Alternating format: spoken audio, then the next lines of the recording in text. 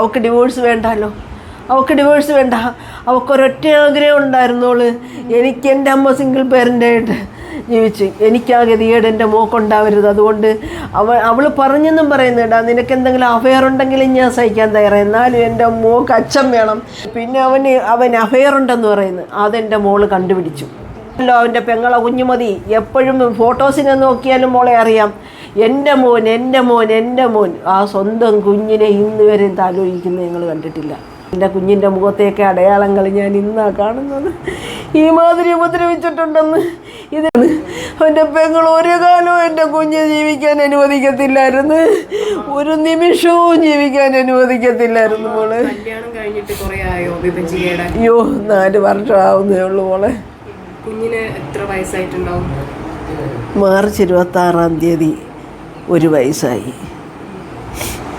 ഇതിപ്പോ വിഭജികയുടെ ഭർത്താവിൽ ഇതിലൊരു പങ്കുണ്ടാവും മരണത്തിലെന്ന് ഉണ്ട് ഉണ്ട് ഉണ്ട് ഉണ്ട്. അവൻ 24 മണിക്കൂറും അവൻ്റെ പെങ്ങളെ വീട്ടിൽ കുറേ സോഷ്യൽ വർക്കേഴ്സ് വരും, അവരുമായിട്ട് ഊണും തീറ്റയും ബഹളവുമാണ്. എൻ്റെ മോളെ കൊണ്ടുവരില്ല, 1 മിനിറ്റ് അവൻ അവിടെ ഇരിക്കാൻ അവൾ അനുവദിക്കത്തില്ല. ഒരു ദിവസം എൻ്റെ മോക്ക് ലീവുള്ള അന്ന് പോലും എൻ്റെ കുഞ്ഞിൻ്റെ ഇരിക്കാൻ അവൾ അനുവദിക്കത്തില്ല. പുറത്തൊന്നും കൊണ്ടുപോകാൻ സമ്മതിക്കില്ല, പുറത്തൊന്നും കൊണ്ടുപോകുന്നില്ലായിരുന്നു. ഈ ഡിവോഴ്സ് നോട്ടീസ് കൊടുത്തത് ഭയങ്കര വിഷമമായി ആയി കാണും. അവൾക്ക് ഡിവോഴ്സ് വേണ്ടല്ലോ, അവൾക്ക് ഡിവോഴ്സ് വേണ്ട. അവൾക്കൊരൊറ്റ ആഗ്രഹം ഉണ്ടായിരുന്നോള്, എനിക്ക് എൻ്റെ അമ്മ സിംഗിൾ പേരൻ്റായിട്ട് ജീവിച്ച് എനിക്കാ ഗതികേട് എൻ്റെ മോക്കുണ്ടാവരുത്. അതുകൊണ്ട് അവൾ പറഞ്ഞെന്നും പറയുന്നുണ്ടാ, നിനക്ക് എന്തെങ്കിലും അഫെയർ ഉണ്ടെങ്കിലും ഞാൻ സഹിക്കാൻ തയ്യാറാണ്, എന്നാലും എൻ്റെ മോക്ക് അച്ഛൻ വേണം, അച്ഛനും അമ്മയും കൂടെ വളർത്തണ്ടേന്ന് കേട്ടാ. അവന് 24 മണിക്കൂർ എൻ്റെ മരുമോനെ അവൾ പെങ്ങൾ കൊണ്ടുപോകുന്നുണ്ടല്ലേ, അവളെ ഭർത്താവിന് എൻ്റെ മോള് മെസ്സേജ് അയച്ചെന്ന്, എൻ്റെ ഭർത്താവിനെ ഇനി വിട്ടുതരാൻ പറ അവരോട്, ഞങ്ങൾ സുഖമായിട്ട് ജീവിക്കട്ടെ. ഇങ്ങനെ എന്തെങ്കിലും പ്രശ്നം ഉണ്ടായിരുന്നോ? ഉണ്ടാവുമല്ലോ, അവനൊരാൺകുഞ്ഞുണ്ടല്ലോ, അവൻ്റെ പെങ്ങളെ കുഞ്ഞുമതി എപ്പോഴും ഫോട്ടോസിനെ നോക്കിയാലും മോളെ അറിയാം, എൻ്റെ മോൻ എൻ്റെ മോൻ എൻ്റെ മോൻ. ആ സ്വന്തം കുഞ്ഞിനെ ഇന്ന് വരെ ആലോചിക്കുന്നത് ഞങ്ങൾ കണ്ടിട്ടില്ല. എപ്പോഴെങ്കിലും ഈ പ്രശ്നങ്ങൾ അമ്മയോട് പറഞ്ഞിരുന്നോ, ഇങ്ങനെ പ്രശ്നങ്ങളുണ്ട്? അങ്ങനെ ഉണ്ടായിരുന്നെങ്കിൽ ഞാൻ ഈ സംഭവം നടക്കത്തില്ലല്ലോ മോളെ. അമ്മ വിഷമിക്കരുത്, അമ്മയെ അറിയിക്കരുത്, മേഡിന് വാക്ക് കൊടുത്തിരുന്നു, മേഡിനെ വിലക്കിയിരുന്നു. എൻ്റെ അമ്മ ഒരു കാര്യം അറിയില്ല, അമ്മയ്ക്ക് അത് താങ്ങാനൊക്കത്തില്ലെന്ന്. ഈ മെയ്ഡിനെ അമ്മ എപ്പോഴെങ്കിലും വിളിച്ചിട്ടുണ്ടായിരുന്നോ, അന്വേഷിച്ചിട്ടുണ്ടോ? ഞാൻ അന്വേഷിച്ചിട്ടുണ്ടല്ലോ. മെയ്ഡ് എനിക്ക് പറയണ്ടെന്ന് പറഞ്ഞാലും ചെറിയതായിട്ടൊക്കെ കാര്യങ്ങൾ പറഞ്ഞിട്ട് പറയും, വലിയ കുഴപ്പമില്ല, ചേച്ചി അറിഞ്ഞെന്ന് പറയല്ലേ, എന്നാൽ വിവഞ്ചിക്ക് ഇവിടുന്ന് ജോലിയിൽ നിന്ന് തന്നെ കളയുമെന്ന്. എന്നാൽ എന്താണ് അമ്മയോട് ശരിക്കും പറഞ്ഞിട്ടുണ്ടായിരുന്നത് ഈ അടുത്ത കാലത്ത് അറിഞ്ഞത്, അയ്യോ ഈ കൊച്ചിനെ എന്തിനാ ഇവന് കൊടുത്തത്, ഇവനാൾ ശരിയല്ലെന്ന് തോന്നുന്നു, ഒരു സ്നേഹവും ഇല്ല അവന്, അവൻ പോയിടം വന്നട. ഈ കൊച്ചാണെങ്കിലോ അയ്യോ അവനേന്നും പറഞ്ഞിരിക്കുകയാണെന്ന്. എന്തിനാ ഈ കൊച്ചിന് ഇങ്ങനൊരു ജീവിതം എന്ന് ചോദിച്ച്. അത് ഈ ഒരാഴ്ചയായതേ ഉള്ളൂ മോളെ.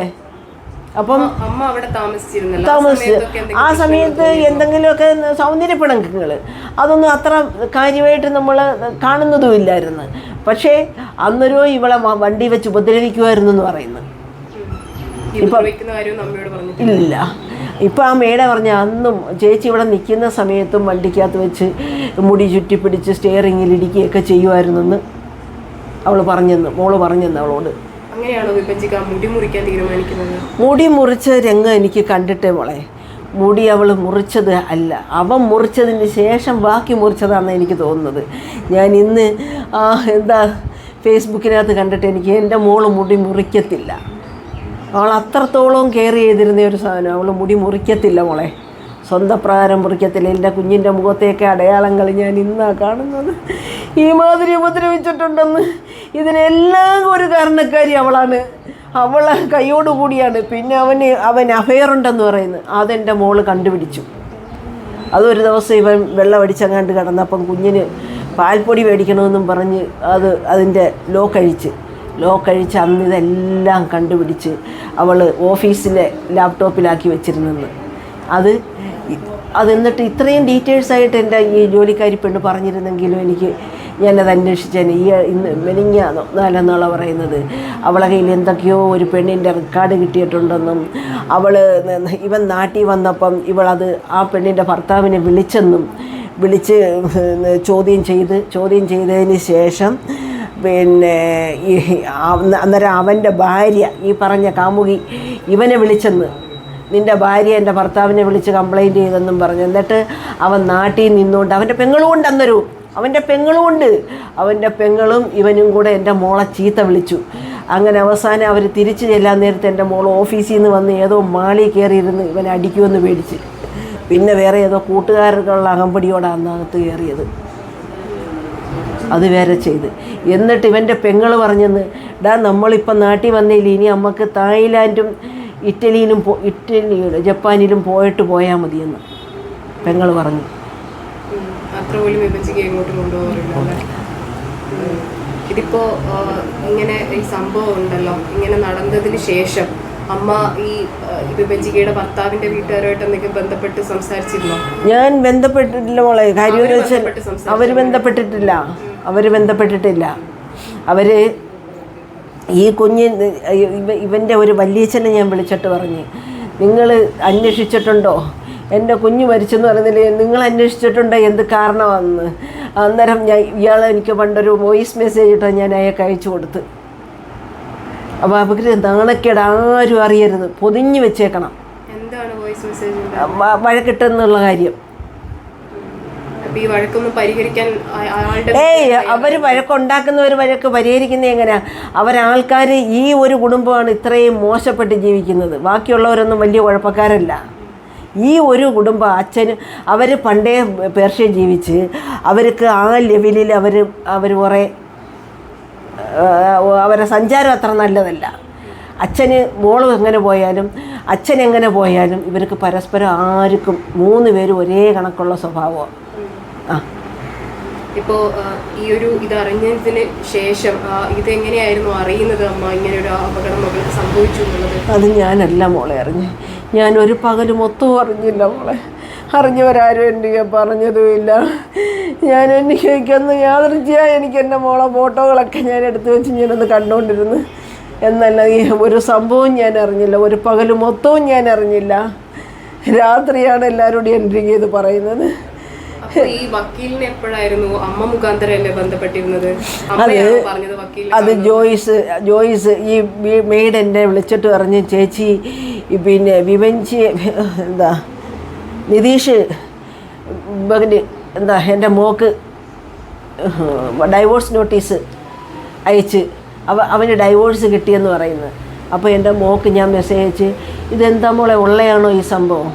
അച്ഛൻ പറഞ്ഞ് അതൊന്നും ഒരു വാലിഡിറ്റി ഒന്നും ഇല്ലമ്മ, അതൊന്നും വിഷയം. ഞാൻ പറഞ്ഞ് അവർ ഇത്രയും ചെയ്തപ്പോൾ നമുക്ക് ഏതെങ്കിലും ഒരു വക്കീലിനെ കണ്ട് ഇതിൻ്റെ കാര്യങ്ങൾ നമുക്കൊന്ന് അറിയണ്ടേന്ന് ചോദിച്ച്. അതിനും എൻ്റെ മോളൊരു മറുപടിയും പറഞ്ഞില്ല. ഈ സ്ത്രീധനത്തിൻ്റെ പേരിൽ എന്തെങ്കിലും പ്രശ്നം അതുകൊണ്ടെന്ന് പറയുന്ന മോളെ അവർ ചോദിച്ചതിന് മിച്ചം നമ്മൾ കൊടുത്ത്, എന്നിട്ടും അതിനെ ചൊല്ലിയും വഴക്കിട്ടിട്ടുണ്ടോ അടി കൊടുത്തിട്ടുണ്ടെന്നും പറയുന്നു. ഇതൊന്നും എൻ്റെ മോളെ. വിവാഹം നടക്കുന്ന സമയത്ത് അവർ സ്ത്രീധനം ചോദിച്ചിരുന്നോ? അവരെ മോക്ക് 115 പവൻ കൊടുത്തു. അപ്പം നമ്മളൊട്ടും കുറയരുത് എന്ന് പറഞ്ഞു. ഇപ്പോൾ വിഭജിക്ക് അങ്ങനെ ചെയ്യില്ല എന്ന് തന്നെയാണ് അമ്മ വിശ്വസിക്കുന്നത്? ഒരിക്കലും ചെയ്യത്തില്ല. എൻ്റെ മോക്ക് ജീവിക്കാനായിരുന്നു ആഗ്രഹം. അങ്ങനെയുള്ള ഒരു കുഞ്ഞാണെങ്കിൽ അവൻ്റെ കാല് പിടിച്ച് പറയുമോ, നിനക്ക് എന്തെങ്കിലും അഫെയർ ഉണ്ടെങ്കിലും ഞാൻ സഹിക്കാൻ തയ്യാറാണ്, നമുക്ക് കൊച്ചിന് അച്ഛനും അമ്മയായിട്ട് ജീവിക്കണമെന്ന് പറയുമോ മോളെ? അമ്മ സംസാരിക്കുമ്പോൾ ഈ വിഭജികയുടെ ഭർത്താവിന് എന്തെങ്കിലും ഇതുപോലുള്ള പ്രശ്നമുള്ളതായിട്ടൊക്കെ എപ്പോഴെങ്കിലും തോന്നിയിട്ടുണ്ടോ? അവനെ എനിക്ക് കാണുമ്പോഴേ ഒരു സംശയങ്ങൾ തോന്നുന്നുണ്ട്. പക്ഷേ എങ്കിലും എൻ്റെ പ്രത്യക്ഷത്തിൽ ഞാൻ കാണാത്തതുകൊണ്ട് ഞാൻ അവനെ അങ്ങനെ വിളിക്കാറില്ല. അമ്മയോട് എങ്ങനെയാണ്? സ്നേഹത്തോടെ തന്നെയാണ് സംസാരിക്കാറ്? എന്നോട് അങ്ങനെ സംസാരമില്ല. ഞാൻ പൊതുവേ സംസാരിക്കുന്ന കൂട്ടത്തിലല്ല.